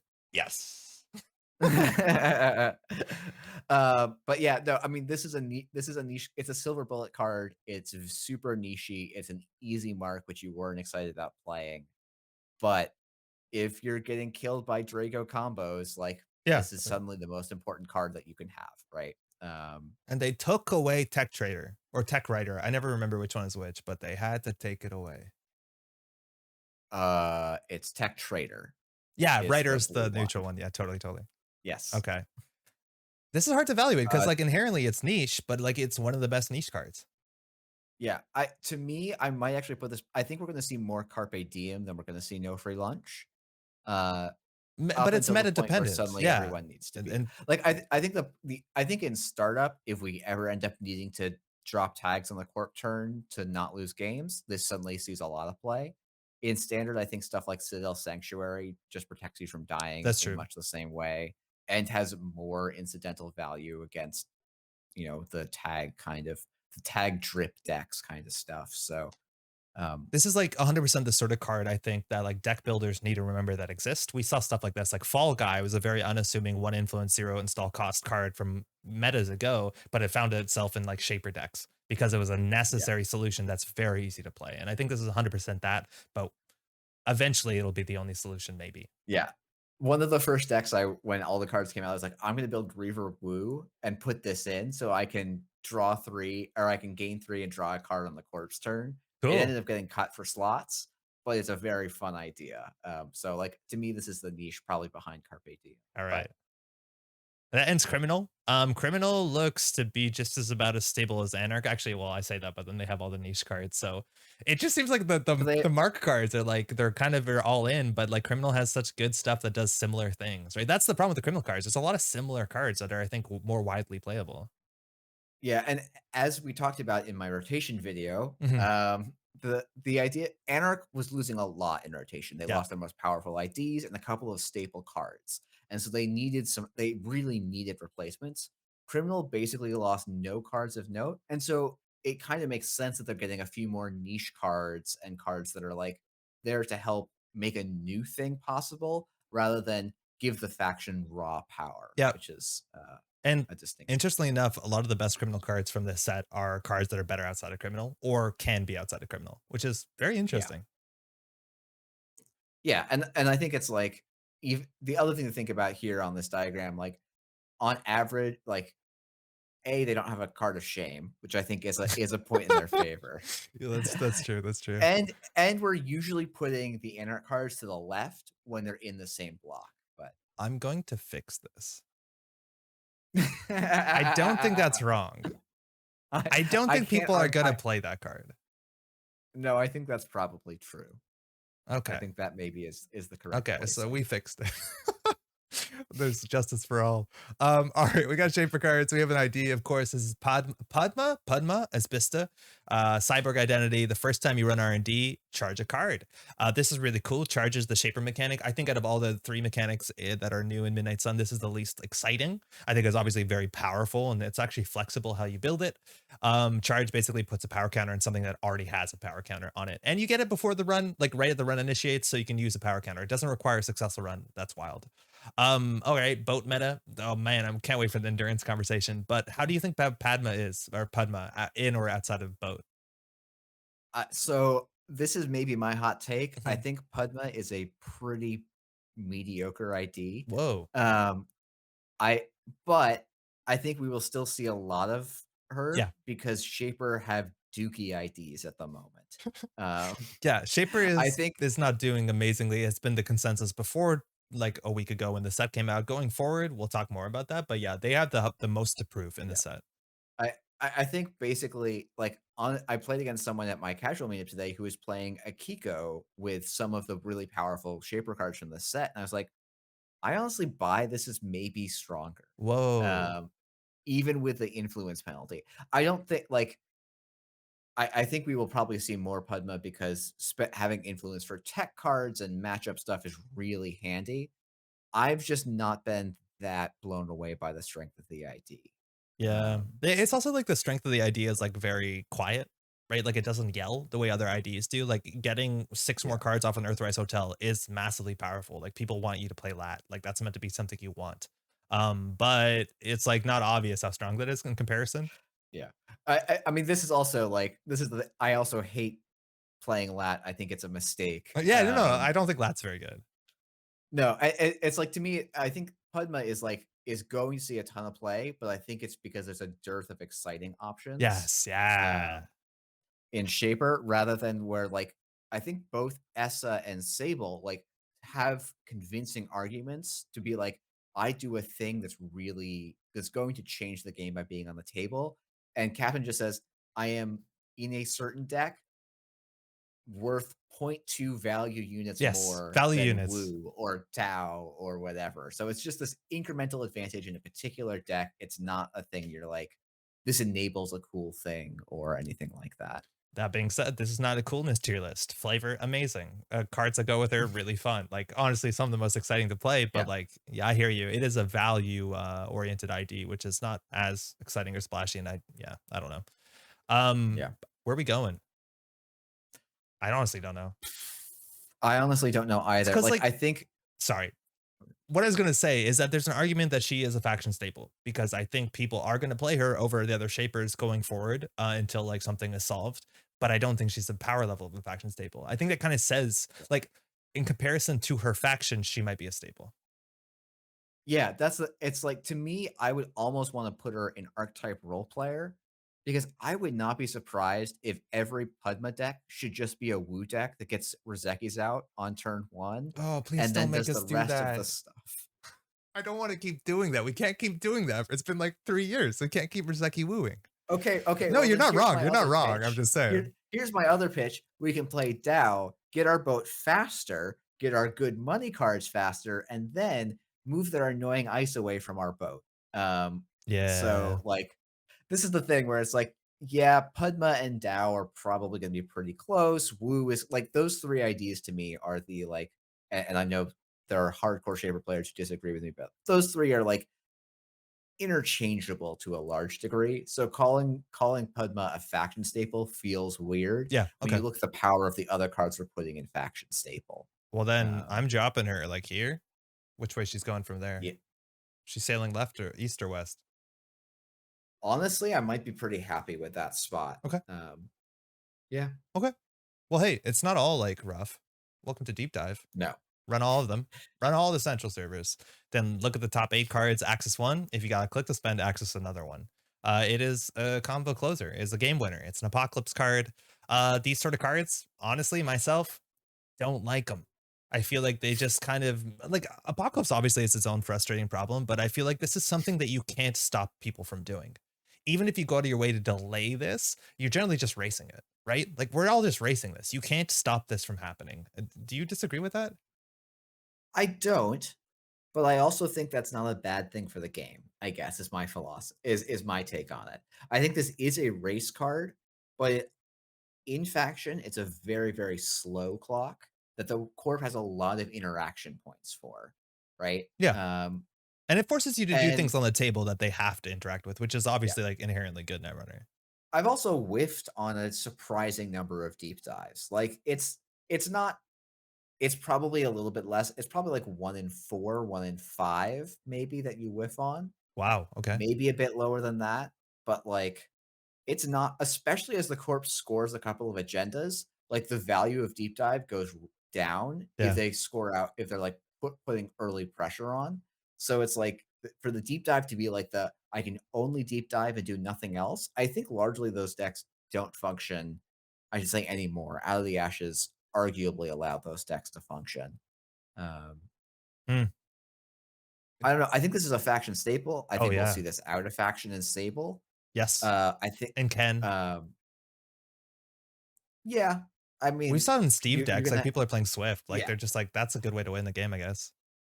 No, I agree. I think, and I know, I've seen some interesting Ken deep dive lists. I'm just always like, I could just play Sable and Yeah. click for the credit instead, No. and I'm probably out ahead. No, I hear you. I hear you. But yeah, no, I mean, like I am a huge fan of this card. This was one of my favorites to play with and tinker with in play testing. And I like what it does. Like I really like that it gives a shapers a win condition that relies on them interacting with the corp. Yes. Um, Yeah. Do you think and this is better than Apocalypse? Because now I think we saw some CO decks, some circuit opener decks that are running both, which is fascinating. yeah, uh, so I think it's different. It is probably not stronger than Apocalypse, but I think having a card like this could, in theory, allow, and this is not a thing I'm advocating for, but I know would make some subs of the player base very happy. This kind of card allows an apocalypse ban. Um, Yeah. because I think what like Apocalypse is a release valve on the corp is built up an impenetrable board state, and this is another way to have a release valve on this impenetrable value board state the corp is built up, where you just say, I'm going to just subvert that and Yeah, yeah, yeah. score my points. Um, so I think asking the like it's a weird question to me because Apocalypse and Deep Dive, while having the same requirements, do different things for the game. But I I hear don't you. know. Yeah. So it's hard for me. I think Apocalypse is a higher ceiling for sure on power. Yeah, yeah. Um, It can totally unturn like a game over. This can whiff. Apocalypse doesn't whiff. yeah, exactly. Yeah, the deep dive will like sometimes you deep dive, you steal 6 points and still lose. Yeah, yeah. Like that's going to happen not unfrequently. So Where are we going here? I think it's high faction stable. I could see any of those top 3 slots. yeah, I'm thinking it's probably to the left of Sable. Cool. Yeah, I Uh, think that's where I put it too. yeah. Sick. Okay. Do you know all the text that is on this card? Yes, because I love this card. Oh, nice. I haven't played enough with it. I know it's very strong, but I it's the timing of I when you can don't play think it it's is yeah. weird. I don't think it's wildly strong, but I really enjoy playing it, I guess, Yes. is maybe the way I should phrase this. So this card is Into the Depths. It is make a 1 credit run event. It is I think it specifies you make a run on an ice server, though maybe I have that wrong. Maybe it's just make a run. Yeah, you can And run anywhere. It then just doesn't do anything if there's no ice. okay. Yeah. Yeah, yeah. So I guess if you need to get around your enhanced login protocols, you can for those Sneak it deep in. cuts Yeah, yeah. for the people the couple of people left from that era of Netrunner. Run a server. When that run is successful, you get to do one of 3 things for each ice you passed. Yes. Uh, one of them is gain 4 credits, so you've just played a dirty laundry that required an ice server. But you get the money before That's the like run's successful. That's good. that is a good point, yes, and a nice effect. You can charge a card. There's actually not many ways in the Shaper card pool to charge, so this is a nice way to charge basically any chargeable card. Yeah. And then the last one is search your deck for a program and install it, paying all costs. That's the most powerful one. Uh, yes, yes. I mean, yes. Searching for your deck is normally a thing that we pay 2 MU and 2 credits for, right? Yes. And this is saying, oh, if I can make a run, this does that instead. You also Um, can choose the order. So if you've gone through 2 ice, you can gain the 4 credits and then use those 4 credits to install a card, which is obviously pretty slick. yeah, and like I think there's I think this card has some really interesting slots. I think like it's one of those cards that we always see and we're like, maybe Shapers won't run SMC. And like you'll see this every now and again. And it's like you should always run SMC. Yeah, people are It's running such a fewer. good card. There a lot of decks are not running 3 anymore, which at least that is like a change. Yeah, and I could see like I think we still haven't talked about the endurance. I No. think this card really shines in decks that are going to be looking at the endurance as a key part of their game. Yeah, because Because yeah, it's every single mode on the card is really impactful, and then it has different reach, it has different like things it can do at different stages of the game, so it's got this really high expressive ceiling, which is like honestly why you play Shaper, not because it's the best, but because you get to do expressive special stuff while doing yes, it. which is super cool. Like that's the most fun part. I think I was going to say the exact same thing, right? Like this, you need some sort of support where you're dealing with ice without having always your programs installed. Because one of the best things you can pull with this is programs, right? Like the idea is that if you boomerang in Shaper, which you don't often see, I don't think you should necessarily see, you can get past an ice and then at the end of the run get a breaker down or get an imp down or get like your misdirection or like any of the cute things that you can pull from your deck. Do you place like in a pawn shop deck as like a way to run and get cards on the table as like Haley-esque click compression? Like it's weird. Yeah, I hadn't thought I have so I've been running a pawn shop deck and like slots are so Yes, tight in exactly, that yeah. list. And so I haven't found its way in, but it's definitely something to think about because yeah, having that ability to like you are being kind of tied into that. Well, I need to interact with the corp eventually, but But I I want to wanna keep build. building up a board. Yeah. Install I want to mill Harbinger for myself. 0, So like, that's sick. yeah. A Yeah, so really cool thing I like about this is if you do have influence for that like toolbox imp in like a shaper deck, you can run like remote servers with agendas and imp them. Like it gives you that like, light the fire sort of agenda dealing thing. That's cute. yeah, that's actually that's a really nice shout for what this card can do. I this is a card I think probably is going to be quiet for a while. I think we're going to just see its play go up over time. Yeah. And Um, this is also like we've seen this, I think, in the last set more, but like Anacam Shaper, the idea that Shaper is playing an event package to like fuel themselves is totally new to Netrunner from the last like decade. So that's always yeah. exciting to see. Well, it was also the original OGOP deck, but Oh, like prepaid? yeah, Yeah, yeah. like It's you would play this in prepaid oh yeah. every single day of the week, right? And so it's like if the shaper direction move like probably, we're looking at big boat set and that doesn't play well with prepaid, but this could be future support for a prepaid style And list. So speaking about that, like, would you consider playing this in Anarch that classically has like breaker or virus inconsistency or inability to tutor? Especially if it isn't goes it to 3 influence? sure. Yeah, but like some people bravado for 3 influence, right? Yeah, but Bravado has just got broken numbers. And No, no, no. like the I numbers hear on this card you. are But good, like the but they're fact not broken. like is this a better tutor than like a consume for 5 influence with SMC? You know what I mean? Like it gives you that Uh toolbox for virus tutoring, which is like something that's Anarchs could use. that's a good point. Um yeah, that's actually a really interesting point. Oh, good. Now you got me thinking about this Palanque ESA list, and I'm Yeah. like, "Oh, I was gonna play SMCs, but maybe I can play this.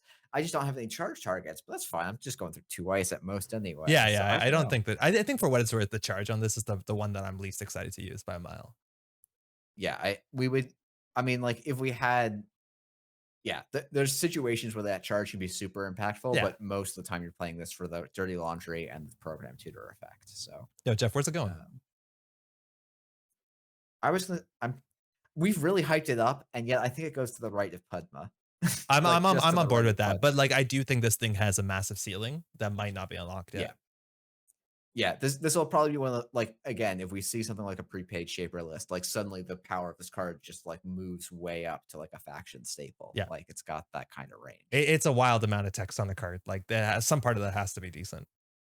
Yeah. Yo, last I said I was putting this in my deck, you said, this is rigging up, mind you. You said I don't play bad cards. It's modded, so you install a hardware program -3 and you get to charge it. What's with the hate, man? You don't like modded?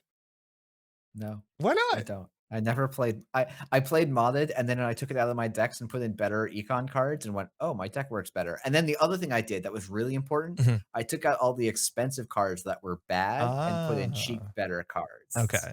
So the way that I evaluate this is the same way I evaluate career fair, right? The idea is that it's a 3 credit saving ideally and a click at the same time where you install a thing and a charge. So at minimum 3 credits and an install is worth 4 to 5 credits. So it's in a lot of board states potentially better than a sure gamble, let alone if you get the charge from it. I think it's significantly better than that. We do see in this list, there's a lot of things that are incredibly expensive. Obviously endurance we'll get to, I think it's like the next card. It's an 8 credit console. You want to get down early to be aggressive. Getting that down for 5 credits and a charge is a huge difference. And I've always found myself in so many lists that like get more value over time type engines. The idea is that like if I install my expensive stuff sooner, then you can get somewhere and start doing something, which is classic shaper. And this is the card that's like that break point that allows you to get things on the table cheaply and not just be totally behind in the game and exerting no threat on the table. I don't know, man. I'm a huge fan of this. I wish it was less influence. That was the problem with modded. Modded was 2 influence, career fair was 1. And so you saw career fair out of faction. You never saw modded out of faction. And like I'd play modded in criminal decks. I want to modded in Amina. I've always been skeptical of the career fair value proposition, and Oh, it this is the feels so career fair good. value proposition, but is like just a little bit worse, especially in faction, where a lot of the time I'm tutoring my icebreaker out, That so is it's true. never even going into my hand. Yeah. And like that's a huge part of the faction's power budget, and this card is running in the opposite direction of that power budget. But doesn't it Um, just open another playstyle potentially? Like we talked about not playing self-modifying code, right? yeah, no, that's true. And maybe that's the slot where it sits, but I'm like and like what I've seen with this, when I've seen it do interesting stuff, it's like, okay, I've got it there for my endurance, and I've also got it for my conduit Yeah. and my hyperbaric. Yeah. And it's like, okay, you can maybe get enough targets in there, but my concern then becomes, well, I've now put a bunch of cards that cost 3, but really 4 to 8 credits in my list. Yeah, then it What draws really happens bad. when I have only draw one of them in the top half of my deck? How is my deck gonna function in that situation? I totally hear you, and I Uh, think cards like this are super important to have some sort of mass draw in it. Like Arcation sort of effects, like you do get that Earthrise Hotel effect as a charged target in Padma. But the idea is same with Career Fair. Like once you draw four with Class Act, it's very likely for you to draw this and a target because you're right. And there's so many circumstances where this is ugly, but then every once in a while, when you install an Earthrise Hotel for one or a Daily Cast for zero, you feel like a hero. Maybe I like that better. I don't know. Uh, yeah. To me, this is the highest I would put this is below Virtuoso. okay, that's higher Maybe than I even thought you'd go. below Running Hot, but, I'm down with that. Man, I keep looking at the fact here. Now things are getting behind our faces. It's just Begamot here. That's kind of creeping behind us. But wow, we put Light the Fire pretty low, didn't we? I mean, if you wanna move Light the Fire to the other side of this card, I would buy it. I want to put it here. Can I put it here? Okay. Okay. I'll let you put it there. Thank you. Appreciate it. We got a boat. Endurance. Everyone loves this. It has a text in italics, 8 credits for 2 MU. Okay, you need that, right? It allows you to break 2 power counters for 2 subroutines. Doesn't care what the type of the ice, doesn't care about strength, doesn't care about interface. Interesting thing is that this is a card that has power counters on it that doesn't say the word charge, just because even if it's empty, you run R&D or run any server, mind you, you will get the counter. It can't be forced empty. Yeah. It is kind of funny that the basically centerpiece of the charge archetype doesn't Chargeless. have the word charge on it. Yeah. And people are getting But confused about like, this, which is really interesting. I've got comments like, "You can do that?" I'm like, "Yeah, it doesn't say charge on it. Weird, huh?" yeah, yeah, it's it is a bit of a weird just thing, but it's like, well, like I don't know how you would cost this if it had the word charge on it instead, because It'd be like so much like worse. it'd be so awkward to play around Yeah. with. And yeah. That said, like this to me is the high like this is a faction staple.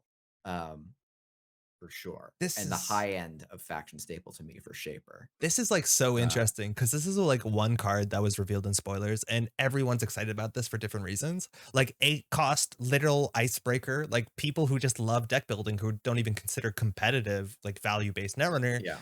were excited about it, and then it turns out, like, the sweaty, hardcore netrunner players are also excited about it. Like, how did they print an 8 cost console that everyone's excited about? Like, that's magic. Yeah, it's amazing. And like it's interesting when you compare it to the other notable 8 cost console Yeah, Nexus? of Security Nexus. Yeah. Um, which I think like I will play this over Security Nexus, not just because I get to play it in a full a I was gonna say a real faction, but I think just a fully card pool Yeah, faction. yeah, yeah. No Uh disrespect, no disrespect. yeah. And I think like the thing to me that's really powerful is like to me, this is an early game card that, like, you're like, but it's an 8 cost card. How can you call it an early game card? Oh, And yeah. it's like, well, the first time you break a piece of ice, you're saving 4 credits usually by playing this. So suddenly, oh, I have a 2MU console for 4 credits that has long term utility over the whole course of the game. And it starts looking quite impactful. And it forces the court to play slower, to really Yeah, shift into a slower gear to go in for a long haul. like Amakua And that's style. yeah. Yeah. Yeah, and not to mention its synergy with Amakua is bonkers. Yeah. Um, This is that's the big question. It's like people are on turn 2 self-modifying code into an Ngolo to break like a drafter or like paper clipping out through an IP block for some reason. Like you see plays like that. Like how much money does that cost? Like you could have got a boat, right? Like oh man. I've heard also a lot of people say like in an deck, this might be the only breaker you install, yeah. which Yeah, is this wild. yeah, that's it saves you a ton of clicks and credits on other stuff you'd be doing. Yeah. And, like, one of the reasons I'm high on this is, like, I built a Reaver like, as I've been talking about over and over again in this video, I've been playing Reaver Shop, and I initially put in other consoles because I was like, "Yeah, I mean, like, let's play a DZMZ and a Pantograph. Those seem like good Yeah, on shop value. cards." Yeah. And I was like, wait, this is like I have a I'm playing games, I'm just ending up on 12 credits and needing to get 3 breakers, like 2 breakers out real quick. What if I instead ended on 4 credits but have the boat out Yeah. and my deck just started doing better? Uh, You're that threatening. You're said, I threatening do suddenly. It's wild. yeah, it's so much more impactful. I think if this was the first week of release, this would be in the "Ban Me Please" category. I think I'm seeing in my own games, and we're seeing on JNet, the play of boat is, like, going down, and the power of boat, while still high, is not, like, taking over the meta. It's also Uh, fun to play against. It, like, legitimately as a corp, I don't yeah. mind playing against this. It also makes you really excited to start playing, like, niche retributions and, like, return to sender, like, NBN cards. Like, it's honestly people are I playing boat. I'm bringing the boat down with Malia or I've been not seeing Malia. so many No, sorry. excuse me. What's I've the been name of seeing the Amani Sanai? I always forget that. yesterday, I saw someone playing oh, shoot, is it alpha it's Hellion beta Yeah. test, I think? Yeah. Yeah. It's like a trace return to And hand or something? it's trace, trash, 2 non-programs.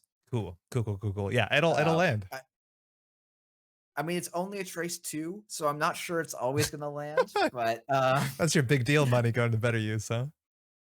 yeah, yeah, I mean, that was the thing is, like, I s they I think that opponent celebrity gifted it, so I'm like, "Okay, I'll play around this now," because it's got this really awkward condition where it's like, "Oh, if I don't have to trash your stuff, Yeah. I'll just not trash it, and the cards turn off." But I think it's, this does it's funny that this, like, helps rig shooter as a whole because people will be like, "Oh, maybe I'm gonna start slotting my retributions in," and then you go, "Oh, I can also just do retribution other stuff too, can't I?" Yeah. So, Huge, huge target on the back of this one. yeah. Where's it going? To me, this is We're stapling it, right? top of faction staple. Top. Very, very left. Whoa. Okay, wild. Okay. I think I would push it like hmm. I think pinhole threading is more playable, but I think this is more impactful for the faction it's in. Yeah, I guess the way I would think about it is you're going to see more like any Anarch deck is always going to be on 3 steel skins. Yeah. Like pinhole threading is going to be a big part of the meta for a long time. Endurance is not always going to be a part of the meta, but I think its impact on the game is larger than those two just Yeah. by being as a single card thing. I agree with that. I Um, think that's fair. Okay. We're still going underwater. This is hyperbaric, a decoder. It's basically like study guide if you know that one. Comes in with a power counter. Each power counter gives a 1 strength, and you can pay 2 credits at any time to give it power counters. So 2 credits for permanent strength, and it breaks 1 for 1 code gate subroutine, only 3 influence. This is why I was confused why you want to play Cat's Cradle in Criminal. Like, how much influence uh, is Unity 2? I'm playing this in two. Criminal. Like, I want to break Fairchild 3 for 3 credits. No, no, no. You're breaking Fairchild 3 for uh 13 credits the first time. No, that's not right. It's like 11, right? Oh, you're right. It's 11 credits. Yes, it's 11 credits the first I'm time. aware, but like, how many times do you have to go through the Fairchild 3 on a remote server? Like 2, 3 times. I think that pays out. And then allows you to get that sort of aggression. It allows you to like, this is such a good target for Chesva. This means that you're running HQ super cheaply. Like, what can they do? The most taxing piece of ice they can put on HQ is like Afshar. Isn't that Oh, cool? or a border control or like I don't know. It's Sure. like But like code gates are very, very commonly played. Like Fairchild 3 has been unbanned. You're seeing you get through gatekeepers. You can get through gatekeeper on 6 I strength, no sweat. I guess the stuff well, I don't know that you are getting through a gatekeeper no sweat, I guess would be Not in my the early counterpoint. game, because like you still But have boomerang and all this until you set this up. Obviously, you have to overclock with this. You have to dump credits into this. But yeah. I don't know. I think in I terms of like late game decoder, this is better than Unity by a mile. if you're looking for a late game decoder, I think this is best in class. I'm not sure that's a slot that's incredibly valuable in the meta. Uh, Do you think the game's just too fast? yes. Okay. And I also think code gates are not as central to the meta. Am I I actually think we're shifting more towards a barrier and sentry focused meta than okay? we are a code gate focused meta. Maybe it's because of the effect of hyperbaric, but I Huh. actually think I think we've been seeing more impactful barriers and sentries as part of game plans, and maybe I'm completely biased because 'cause I've just been jamming OPE for, like, Yeah, me days too. and Me too. days and days and days, and I'm just like, Oh, yeah, Mausolus, that's Mouseless. my only code get. Like, yeah, I'll put an Afshar and I'll put maybe an Enigma in, or Yeah, maybe I'll yeah. put in 2 Afshars, and, like, it's just, like, at that point, the I code hear gates are you. not essential. Do you need to have does every deck that you play in standard format have to have a way to solve Fairchild 3 right now? I feel like it does. I've got 4 clicks for a reason. Yeah, okay. I've got 4 clicks, or I've got a boomerang, or I've got, Yeah, Boomerang's not a bad. boat and 3 credits, right? Like, there's other ways, like, in Anarch, you don't have a good way of dealing with Fairchild 3 No. except your clicks and Hippo. Yeah, yeah. Um, Which they have to play poorly into that, admittedly. yeah, so I think if this was an Anarch card, I'd be slightly higher on it, but I feel like in Shaper, I've got other options. Like, to me, the thing is, if I know a Fairchild's there, I can come up with a plan for Fairchild. It's the first time I hit the Fairchild that I'm really worried about it. I hear And so I you. would rather have an Oiler or an Endurance or, like, all these other options for me, but Yeah, Oiler's not bad. I do think it's Shaper, especially with all the charge stuff. Like, this is very easy to not spend a lot of money and have a Doom Breaker. yeah. I get yeah. No, I am low on this card, I think unfairly, because Study Guide was such a bad card, and, like, I can't not see this as Study Guide. Study Card was Um, a bad card, but there were other Doom Rig options at the time. Like people were stim hacking Magnum Opus and then like playing I'm not gonna say Torch, but I feel like there was other things that got play over Study Guide. That being said, you lost to Study Guide decks when they showed up. If you were playing honest Netrunner, which probably was your mistake. I mean, I think that's my problem with Hyperbaric too, right? Is this is good, but it's good in the late game, and we just gave Corp a bunch of tools to not get to the late game. So we printed, or not we as in the Netrunner community, Yeah, not me yeah, as a yeah. as any You did person. you I did have this. Yeah.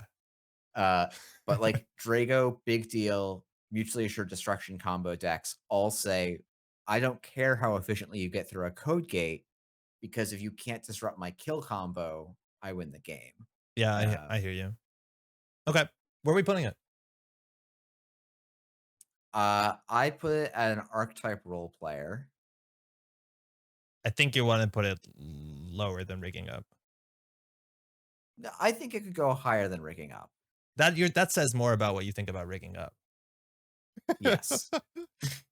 I think rigging up is a trap card that people put in their decks and then make their decks worse because rigging up is in it.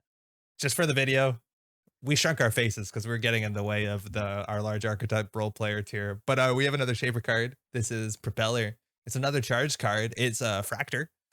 Interesting. This compares to Lady, which is our classic power counter break things kind of barrier, which was a busted card. It was in Ban Me Please section. But this one's like very Yes. different. This comes in at 0 strength. A hosted power counter gives you +2 strength, and then it breaks 1 for 1 barrier subroutine. It comes in with 4 counters, 2 influence. I don't It, feel so good about this one. Do you? oh, I was about to say I've been loving this card. What? Yeah, so I think this card is like, it's weird. Again, all of my Shaper cards are in the context of Pawn Shop Wu for the Yeah, millionth time. sure. This card is amazing there because you hit an IP block, well, maybe not an IP block you trace through, but, like, you hit, like, What are you breaking with this that a you're excited about? It seems so expensive. border control. So here's the thing, if I don't have my paperclip in the bin, or I don't have 15 credits, this is breaking every barrier on the turn I need to get in For so pennies. much cheaper. But is that I better than need a just Gauss, like reinstalling Gauss and using that cheaply? Oh, yeah, much better, Okay. right? I don't know. I don't play Um, Gauss. I don't want so the thing is, I don't wanna have Gauss the turn after I install it, Yeah, no, no, and no. I also don't want, like, Propeller, I can use the turn after I install it, but I only get so many uses. So, in both cases, I want a better backup Fractor, and my options are running 2 copies of a Fractor, or running a Fractor and a backup and a paperclip or something like that, Yeah. or just a paperclip, right? Which I think is a totally reasonable option to say, "I'm just gonna be paperclip," and I think that's what the good players are gonna do. So the good But players are not going to play this one. I think they should, but they're not going to. Okay, okay. Do you think you can play Because, only this without paperclip? If you played multiple uh, copies? I think it's something I really wanna try, is just, can I get away with doing 2 of these? Okay. And that's my entire Fractor suite, because I'm saving 3 credits on the install cost, Yep. and often breaking for cheaper than paperclip anyways. Yes. So, Um, like, that's the question to me that, like, the value proposition on this seems really weird. Is like, how many ice are you breaking before you have to destroy this? Like, before it runs out of uses? And yeah. to me, it feels like 2. Like, that doesn't seem good. I guess I would say I've just installed a one-cost boomerang that I got to use twice for a click. Maybe that's good enough, right? Um, Yeah. Now that said, it doesn't that's not the way that we think of breakers classically. Yeah, yeah. So it's hard to it's like it's weird to evaluate in that sense. Um, And that's the thing is like Lady is the one we saw before this, but Lady was like already really high strength. So like you were just basically getting through everything for free. This is not yeah, exactly free because you're going to pay per subroutine, yeah. but I think most barriers have more strength than subroutines. Actually, Yes, I think don't that's quote me true. on that. It's somewhere in the middle. I just don't think it's egregiously like you're not breaking endless EULA with this. Yeah. No, it's you are breaking echo with this forever, which is kind of cute. Um, Yeah, I think if this was one strength, we wouldn't even be having this conversation, yeah. which then makes me like, oh, what if I ran a leech? Like maybe that's all I need to do. And like, Or yeah, leech Takobi shaper is in probably not going to charge. be a thing, but D- d- or charging it, stuff like that. Yeah, this is weird. And that's the other thing that like I'm very confused about. Like if you play Padma, you want to play all these charge cards. Like you're already playing Earthrise, you're probably playing Endurance. And so like at what priority are you charging a propeller? Especially if you emptied it, you Yeah, can't. Like it's it's awkward. probably you probably only ever charge the repeller if it's the difference between winning and losing. Yeah. Now, like there are going to be cases where like, oh, a charge on propeller breaks border control more efficiently than a charge on the endurance, for example. Yeah, for sure. I believe it. Um, I don't know. To me, this is probably like a faction. I think this is a faction staple. I think it'll be, especially when paperclip goes. I think the valuation of this card moves up a The lot as valuation of the well. whole game falls apart when Paperclip rotates, right? Like it's Yeah, absolutely no, like Mad Max world. yeah, that's true. So we can't look at it that way. I still, to me, think this is actually. I would say either the left or right of code hater. Um, Of which one? but I code hate. Sorry, cat's cradle. I didn't say anything. Perfect. Wow. Okay. Yeah. I was rough on that. That is, I think that's pretty reasonable. But yeah, I think you're playing the sort of deck that really loves this, and I generally don't play that deck. So I'm on board. Don't worry, I'll just get it to the I'll make a video just about that, get it Yeah. to the front of NRDB, just so that you then have to play it on stream, and then I'll do another video of me just doing commentary over your video, so it'll just be this perfect loop of I'm looking content. forward to it. I think there's a lot more to learn by watching someone fail at Shaper than to do well at Shaper. Um, Speaking about a lot of things on board, this pains me, right? Because Dig, the first netcat, is like obviously inherently the best netrunner card ever made for like so many reasons. And then you have to put it into your deck and install it and play it. And like that's the point where I get a bit Yeah, about it. W- It's a really weird card, right? Like any card that yeah, inherently only fires when agendas are scored or stolen gets the value really falls off in certain matchups, let alone how soon you put it onto the table. Now, charging yeah. is a pretty unique mechanic. There's not a lot of ways to inherently charge cards, and some charges are worth a heck of a lot. But then the question is, how many of these do you run? Do you only run one and just hope it works out? How do you feel about this? I mean, I was this has been my journey with the card where I was like, "Oh, this is really cool, I want more charge effects, so let's put this in so I have more charge effects," and I started playing it, it's like, drawing the second one feels Oh, terrible. it's bad. So, I'm gonna cut the second first I'll cut the third one, then I'm gonna cut the second one, and then I'm looking at it, I'm like, Mm, "Is the first one doing anything for me not reliably?" reliably. No, I don't think in any way reliably. And then it's like, "Okay, well, if it's not gonna do stuff reliably, is it ceiling really high?" And it's not. No. It just doesn't it's not a high ceiling, it's a really low floor. It's an incredibly low floor. Yeah. It's a blank card in your deck low floor. I don't think there's any card Um, that we've talked about so far that is potentially a blank card besides Augustina if you draw it late, yeah, I agree. which is not Um, looking good for the best Netrunner card ever made. I know, I this card has some amazing elements to it, but its game applications is not one of those amazing parts. Are we dunking on Cat? Is Cat going bottom? I think Cat's going in shame. I might even make it as the lowest in the shame pile. Oh, cat, stop scratching the furniture. No. Yeah, that's not good. Yeah. Okay. But don't worry, we got some other clumsy shaper cards. Environmental testing for 3. When you install it, I totally missed this last time I played that. You can charge this card, which obviously makes it a bit better. But basically, Yeah. when you install a program or hardware, put a power counter on here. When there's 4 power counters at instant speed, it trashes itself, gain 9 credits. That's a lot of money on a single card that is technically clickless, like 6 credits clicklessly on a card that is kind of unheard of in Netrunner. Like straight up Yeah. absurd. A career fair, 9 credits clicklessly on a card. I know we don't love career fair, but okay. I Have you think played it's hard to this? put this and Career Fair in the same deck because Yeah, Career yeah, Fair yeah. is looking at resources and this is Didn't stop me everything from but trying, but resources. yeah, no, you're totally on the money Yeah, there. yeah. Um, so you've been playing obviously the Cabinets of Wu Reaver Shop thing that installs a lot of things. Even in that deck, do you consider this?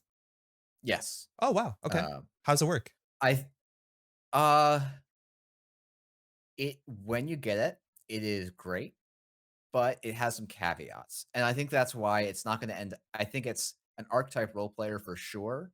Um I think the like I don't think it's going to end up being a 3x, but it like Yeah. I've been having discussions where I'm like, this actually feels a lot like a daily cast, where sometimes I get to pay out faster, sometimes I don't.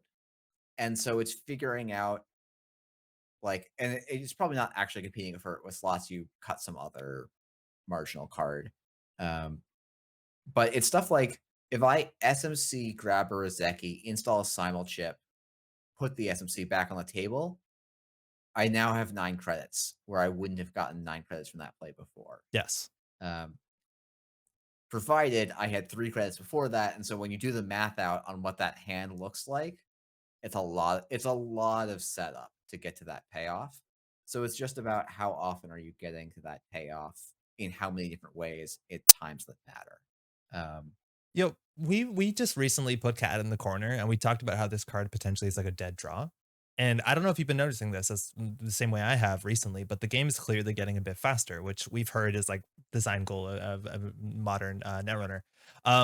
I've been finding myself drawing daily casts and it being a dead card and like not like in a significant amount of matchups just because you draw it too late for it to get value down or take the risk that you're going to get value in time and put yourself not behind.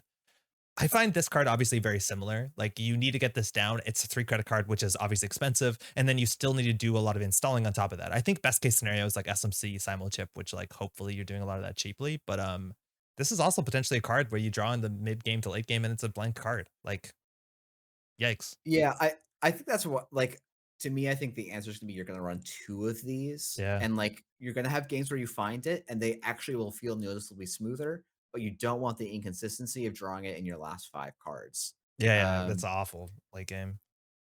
but I do think like a Cabinessa Wu makes like I think this isn't a card probably outside of Cabinessa Wu, Oh yeah.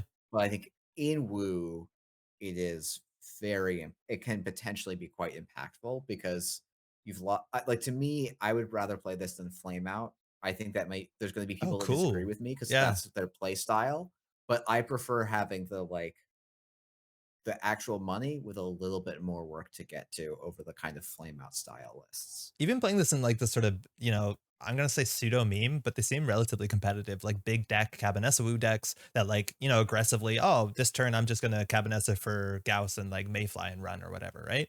And they Yeah. don't care about losing them. Like that's kind of cool, especially because you install that stuff super cheap from the deck. Yeah, and yeah, that's the thing is like when you make these sorts of lists, you look and you're like, oh, I want to run all of these different utility programs, and I can put them all on the board in most matchups. At worst, for an Aesop's trigger and maybe a Reaver trigger if you're going there. Um, It's like you pull out your bingo sheet because we analyzed the card and said that it's always good because you can sell it to Aesops. That's always been a thing since oh, like day one in Netrunner. I that wasn't going to be my point. Is actually those decks that are like, oh, I always want to sell it to Aesop's. This card fits really well in that into making that have some value proposition. No, no, no. I Um, totally hear you. It's a reasonable point, but it's funny how that wheel continually turns in this game. Yeah, yeah, that's true. That said, I don't think this is I'm looking at our thing. I'm actually so to me, this is probably like, I'm playing it before modded, but I think they're so close in power level, I think it going to the right of modded is justifiable. Um, Wow, I thought you liked this card. You didn't like rigging up at all. I didn't, but you really like rigging up, No, no, and no, no. I I'm taking. I can take a knee here. That's fine. okay. The other thing is I'm starting to feel like Marrow is maybe a bit underrated. I think when we put Mare on this board, we had a different evaluation system than now we have. We have developed Yeah. language. So I think it's like you play this in most Ace decks. This should be much higher. Yeah, I agree. Mm, I could see it to the right of Virtuoso. Actually, yeah, it probably is to the left of Virtuoso because I think you see this in more Essa decks than you see Virtuoso and Sable decks. yeah, I think that's fair. Yeah. Yeah, I think we'll clean this up. We'll have a last run of this once we're done because we only have one card left, Yeah, right? yeah. And not the most Yeah. exciting card is that sort of like pseudo bullet silver thing. Stone Ship Chart Room is just a location. Welcome to this room on the boat. You can trash it to draw 2 cards at instant speed, which is very relevant if you're trying not to die to 7 meat damage, or trash this to charge a card, which is an ability you can do. Yeah. Do you I play mean, this? Unless you need it? yes. So I'm playing this because I want to play Do Nothing Shaper and not die to Ob combo or die to Boom Yeah. combos. Are you playing this with Uh, Reaver too to get the sick value? that's the other thing is, yeah, I'm playing this with Reaver so I can have a diesel that triggers on the corp turn. That's spicy. I like that. Yeah, so I think it's still niche. Mhm. I think like it belongs in the same category as free lunch. It's not going to define or hold up an archetype. It's just going to be a thing you put in because you want a paid ability speed draw that's weaker. Like it's like, oh yeah, sure, this pays for itself. Like it's effectively click. Like it effectively gives you back the click for installing it. Um, Yeah. Is there any way to install this clicklessly? I don't think so, because that would be like Haley n- with this back in the day would be sick. no, Haley would definitely take a serious look at this card. I Yeah. think. I mean, I'll say that like Haley with environmental testing would just be, Yeah, it'd be oh, okay. be still my beating heart. There's so, um, I need to stop evaluating every shaper card in the context of Haley because she warps the whole Yeah. evaluation of the whole faction. That's why you play Asa. I understand how it goes, yeah. Yeah. Uh, Asa the Corp, not Essa. That's gonna keep yes, happening. yes, Yeah, yeah, cool, cool, cool. yeah, yeah.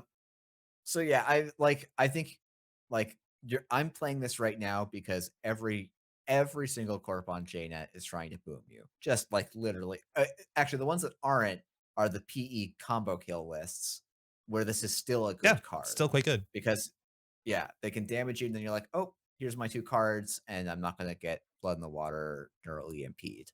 Um Say that you're neither criminal or you're neither shaper, and you have to put in one influence card in your deck to deal with that eventuality of like the boom combo kill deck. Obviously, you can do Citadel Sanctuary, which is quite a good card regardless. But would you rather yeah. play No Free Lunch for one influence or Stone Ship Chart Room for one influence if you had to choose? Actually in Anarch, maybe I would play that Stone Ship chart room just for the Card draw? draw. Yeah, I see it. Yeah, and honestly, if I'm also playing Twinning, this has a second mode now too, um, Sorry? where I can charge the Twinning Oh, yeah, if yeah. I'm Right on, right on. I thought you were gonna get credits off this, but yeah, that direct route works just as well, huh? yeah, yeah. Neat. Okay. Where's this one going for you? It's better. Uh, I think it's more playable than No Free Lunch.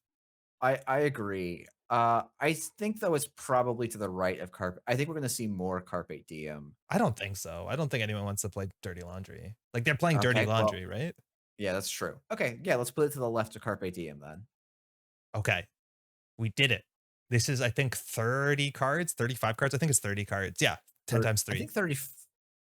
I think the corp is 35 because there's more factions. Oh, yes, yes, you're right. Do we want to balance anything else before we like send this to the press? Nothing's screaming out to me.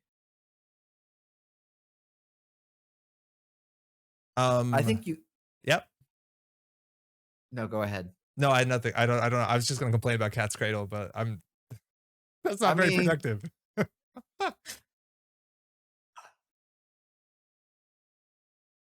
if you want, I need to we knock could it move down. I wouldn't even call it an archetype. Like, this is the problem. Like, I don't think it's a faction staple, and I don't think it's an archetype role player. Right? Like I this don't think it's a it's stiff niche though. I I think we're do. gonna be seeing a lot of it. I think we are. I don't know, man. It feels like back in the day where criminals decks played Zool. Did you play Zool back in the day where it's like you played it, you weren't excited about it?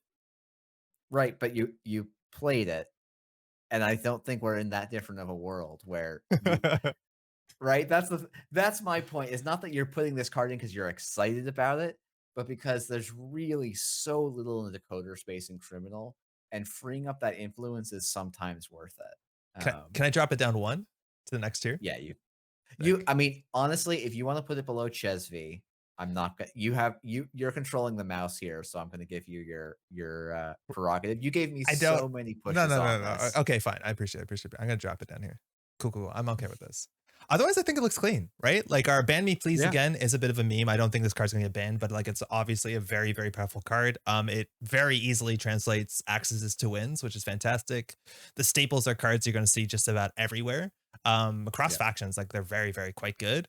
Wow, propeller. And then we have archetype role players, which are just the good stuff. Niches, mostly tech cards. Like it turned out to be mostly tech cards and Carpe Diem, which is yeah. just like 46th card syndrome, and then Shame, which everyone gets one. So honestly, not a big Yeah. loss. I you know what? I think as you do that summary, we can bump Propeller down, to an archetype role player, because I think that is actually a more appropriate name for it. Yeah, yeah, I think so. I Um, think so.